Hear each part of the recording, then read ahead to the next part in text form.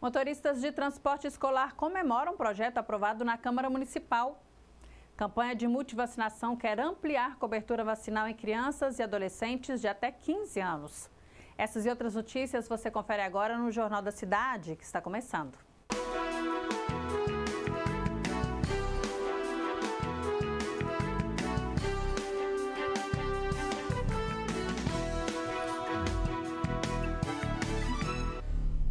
Olá, seja muito bem-vindo. Este é o Jornal da Cidade, que faz um resumo das principais notícias que envolvem o Poder Legislativo e o município. Você também pode construir conosco este noticiário. Faça contato por meio das nossas redes sociais. Durante a pandemia, motoristas de transporte escolar de Sete Lagoas ficaram sem trabalhar, o que impactou financeiramente na vida de cada um deles. Por isso, o projeto de lei aprovado aqui na Câmara Municipal quer propiciar um respiro maior para que os trabalhadores possam se planejar melhor para a troca dos veículos. Mesmo em boas condições para circulação, os veículos utilizados pelos motoristas estavam em prazo final de uso.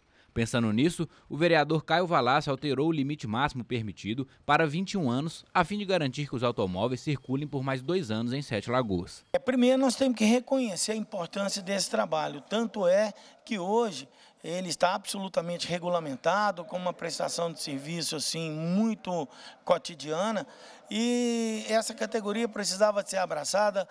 Ficaram praticamente 2 anos sem nenhuma atividade, sofreram muito com isso, a lei impunha que ele fizesse a renovação da frota, e nós sabemos que era impossível essa categoria atender o dispositivo legal, dado os reflexos e o impacto que a pandemia causou, e é justo que a Câmara possa abraçá-los e dar a eles esse prazo futuro para que isso tudo possa voltar à normalidade. Eu entendo que os escolares, por si só, já sofrem muito com a fiscalização do metro, com a fiscalização dos próprios fiscais, com os itens de segurança, cinto de segurança, freio de mão, e não podem ficar, e muitos ainda devem financiamentos desses carros. Então há necessidade sim de se aprovar e prolongar a vida útil dos carros. Uma vez também que tem muito carro novo que está mais velho do que os carros mais velhos, ou seja, mal cuidados. Durante a pandemia, os motoristas ficaram sem trabalhar, o que impactou financeiramente na vida dos 124 motoristas urbanos de Sete Lagoas. Ainda há prestações de R$ 3 a R$ 4.000 a serem pagas por eles. E caso o projeto não fosse aprovado, seria necessário comprar um novo veículo para o ano que vem e pagar as prestações antigas, o que pesaria no bolso de cada um. A gente ainda está sentindo os efeitos da pandemia. Tá? Nós voltamos da pandemia, tem 1 ano e 10 meses, e a gente está com muitas prestações da época da pandemia. Essas prestações foram renegociadas várias vezes com gerentes de banco, entendeu? Então, a pessoa ainda está com prestação de veículos ainda para frente, tá? E o ano já está acabando. Então, você vai ter que comprar um outro veículo com prestações antigas. Então, o pessoal não está dando conta, entendeu? Então, são muitas pessoas que estão com esse problema, que já está para vencer o ano do veículo e ainda está pagando prestações. E vai ter que fazer novas prestações. Antônio Gonçalves é motorista há mais de 40 anos e conta como os 2 anos de pandemia foram difíceis para manter os gastos em casa. Foi realmente uma situação muito difícil, certo? Primeiramente, eu comecei tentando um mototáxi para mim sobreviver, certo? Não deu certo. Aí fui, em busca de fazer carrapeta para Sete Lagoas BH, que é um transporte clandestino, mas é uma coisa que estava dando para manter a casa. Não dei conta de pagar o aluguel, E também minha filha, frequentava uma igreja evangélica, e a igreja evangélica que nos atendeu com cesta básica. Então foi uma vida muito difícil, para mim e para muitos. Com a aprovação do projeto, os profissionais podem recompor suas reservas financeiras e adquirir veículos mais novos para a circulação dos escolares. Vamos ver agora como fica o tempo nesta sexta-feira. O feriado deve ser de tempo nublado, com chuva de manhã. À tarde, o sol pode aparecer com diminuição de nuvens e à noite o céu volta a ter nuvens no céu. A temperatura fica na casa dos 19 graus a mínima e a máxima 25 graus. Vamos conferir o que os portais de notícias da cidade estão dizendo nesta quinta-feira. O setelagoas.com.br repercute carta da família de homem linchado. O Olha Notícia destaca a explosão na Praça Três Poderes, em Brasília, que matou uma pessoa em frente ao STF. E o Plantão Regional destaca a reunião entre o governo do estado, o prefeito Duílio de Castro e o prefeito eleito, Douglas Mello, sobre a concessão da MG 424. No próximo bloco, a campanha de multivacinação quer ampliar a cobertura vacinal entre crianças e adolescentes.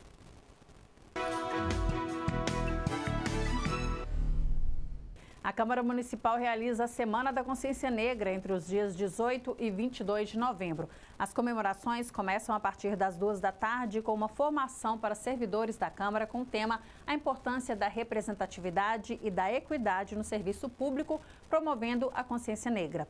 O debate será conduzido pelo COMPIR, o Conselho Municipal de Promoção da Igualdade Racial.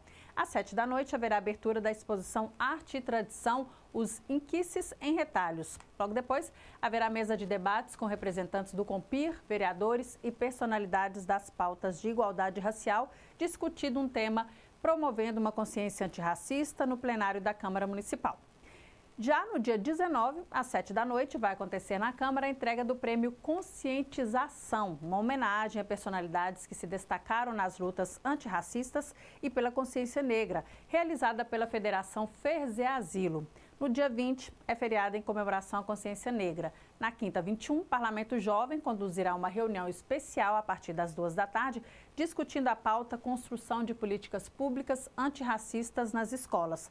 E no dia 22, às 7 da noite, as comemorações terminam com uma intervenção artística com monólogo com o ator Nathan Brits e apresentação do Grupo Cultural da Escola Municipal Hilário Pereira da Fonseca e companhia da capoeira do mestre Godoy. E começou a campanha de multivacinação em Sete Lagoas. O objetivo é atualizar a caderneta de vacinação de crianças e adolescentes menores de 15 anos. Os imunizantes estão disponíveis em todos os centros de saúde. A cidade realizará uma força-tarefa para atualizar as vacinas de rotina com o objetivo de imunizar contra diversas doenças. As salas de vacinas estão abertas para todos os públicos, independente da faixa etária, seja criança, adolescente, adulto, idosos e gestantes. Então, essa questão da cobertura vacinal, nos últimos 10 anos tem vindo uma queda nas coberturas vacinais que tem preocupado não somente o município, mas todo o Brasil, porque isso está sendo algo que está acontecendo em todo o país, E devido às quedas, nas coberturas vacinais, o estado de Minas Gerais, decidiu fazer nesse mês de novembro essa campanha de multivacinação, O que acontece, que tem dificultado a vacinação é que às vezes tem tido fake news em relação nas redes sociais, em relação às vacinas. Tem esse movimento aí anti-vacina que tem ganhado força nos últimos anos. E a questão também, há poucos anos atrás, que teve a pandemia de Covid, também que dificultou para que os pacientes venham até a sala de vacina para poder vacinar, A ação faz parte da campanha estadual de multivacinação de 2024. Só que o interessante é que em Sete Lagoas nós temos aqui 20 salas de vacinas distribuídas em todo o território, Temos também um vacimóvel, Esse vacimóvel, ele é como se fosse uma sala de vacina, em 4 rodas. Ele fica, cada dia da semana, ele fica num ponto estratégico. E o bom também dele é que ele vai até as zonas rurais, para poder facilitar também para a população. E outra, coisa bacana é que o município, nesse mês agora de novembro, vai inaugurar uma sala de vacina no Shopping Sete Lagoas, que vai funcionar em horário estendido, até a noite, vai facilitar para os pacientes. E também vamos adquirir mais um vacimóvel para poder ajudar nessa demanda aí de vacinação. A Secretaria Municipal de Saúde de Sete Lagoas programou o dia D para o dia 23, um sábado, de 8h30 às 16h30. Os documentos necessários são cartão de vacinação, cartão do SUS e o CPF da criança ou adolescente. Na verdade, o SUS ele disponibiliza uma grande variedade de vacinas, São muitos imunobiológicos, Por exemplo, a BCG, que é dada ao nascer. ela previne formas graves de tuberculose, mas aí tem a hepatite B, hepatite A, a rotavírus, né, que previne contra doenças diarreicas graves no bebê, né, mas são inúmeras vacinas que estão disponíveis na rede pública. Estarão disponíveis diversas vacinas para o público, como hepatite A e B, febre amarela, tríplice viral e HPV.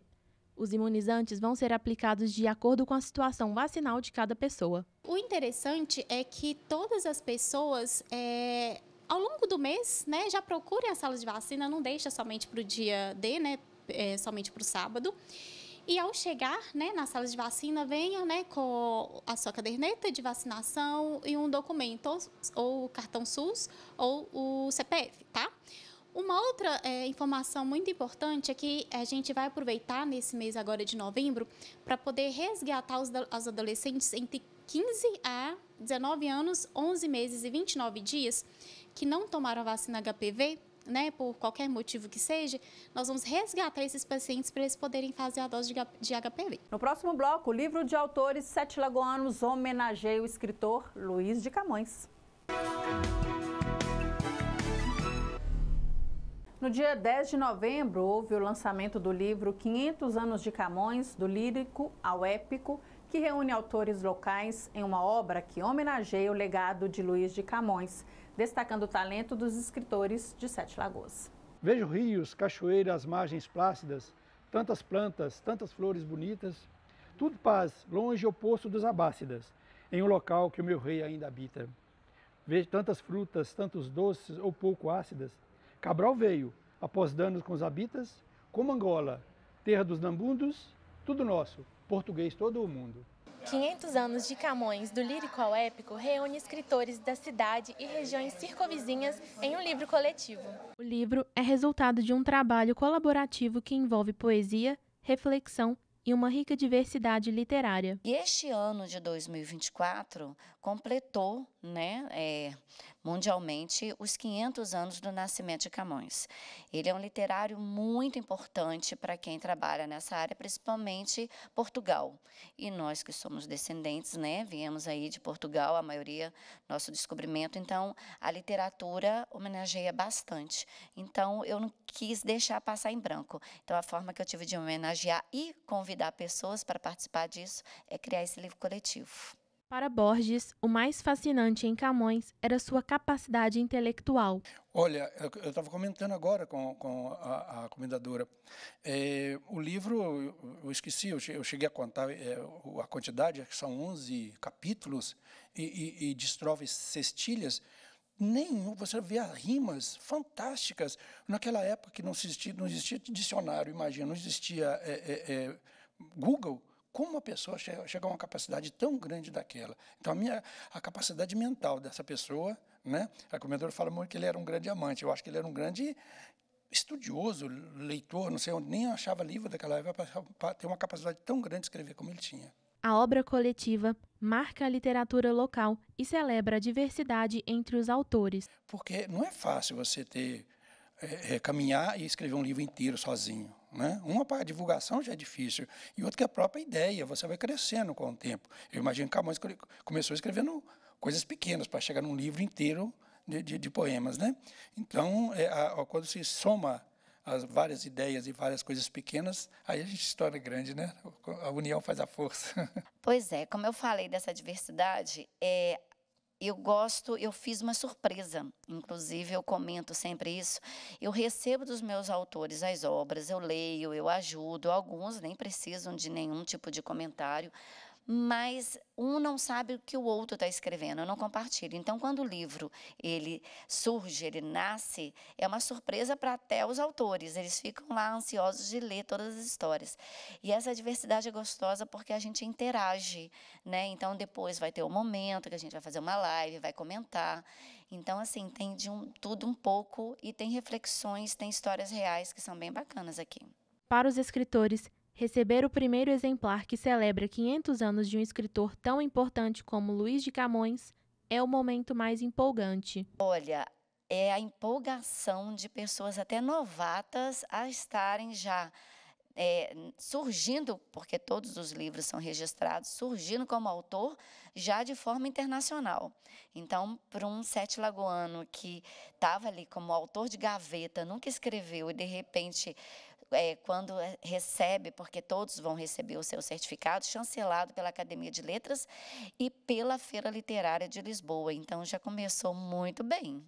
Isso, para mim, foi sensacional. A primeira parte é receber agora, né? Porque foi complicado, né? Já em Portugal, por exemplo, estava atrasado para levar, nós tivemos que fazer uma impressão lá, uma edição lá, se não me engano, é o termo que se usa, para ser lançado lá em Portugal. Né? Então, lá foi lançado primeiro que aqui, porque aqui não estava pronto o material, então lá ficou pronto primeiro. Então, o receber, o ter o trabalho concluído e numa qualidade dessa, né? Olha que maravilha. Né? Olha a capa, olha o desenho, as fotos das pessoas e tal. Então, essa parte de receber agora, no final, é a melhor parte.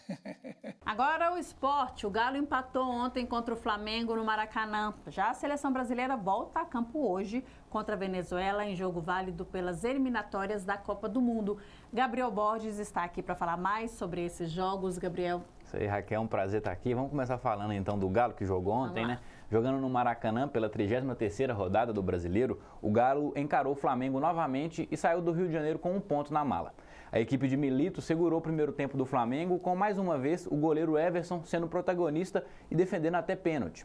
Com esse ponto, o Galo chega aos 42 pontos, 5 a menos que o primeiro time que abre o G7, que dá vaga para a Libertadores do ano que vem.